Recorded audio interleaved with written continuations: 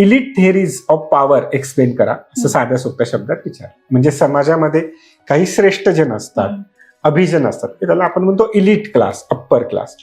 त्यांच्यामध्ये सत्तेचं विभाजन कसं होतं, तसा छानसा प्रश्न आहे. आता हाही सिलेबसला धरूनच विचारलेला आहे. पण आता याच्यामध्ये विद्यार्थ्यांचं नेमकं काय झालं की लिहिता येणार नाही अशी परिस्थिती नाहीये, तर आता काय काय लिहू अशी परिस्थिती.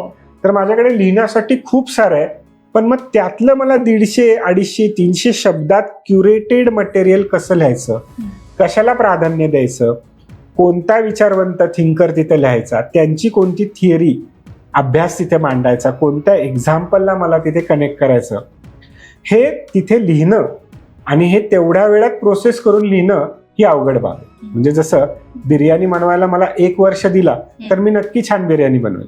पण आता पाहुणे येऊन बसलेत आणि मला तासाभरात त्यांना बिर्याणी बनवून खायला घालायचे, तिथे माझा कस लागणार आहे. बरोबर.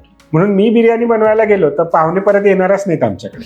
पण माझ्या आईनी किंवा माझ्या वाईफने ती बनवली, कारण तिची खूप आधीपासूनची प्रॅक्टिस आहे, तर ती मात्र 1-2 तासात खूप सुंदर बिर्याणी बनवेल आणि पाहुणे तिला म्हणतील वा किती सुंदर बनवली होती. मग आता हे म्हणजे काय, तर माझी उत्तर लिहिण्याची जी प्रोसिजर आहे किंवा आपण त्याला म्हणून प्रक्रिया आहे, ही माझी एक्झामिनेशन हॉलमध्ये सुरू नाही होत, ती माझी खूप आधी सुरू होते. मग तिथेच आपण म्हणतो टेस्ट सिरीज. मग टेस्ट सिरीजचं फार महत्व आहे. टेस्ट सिरीजमध्ये तुम्ही प्रॅक्टिसमधून हे शिकलं पाहिजे की मला जो प्रश्न विचारलाय त्याची डिमांड काय,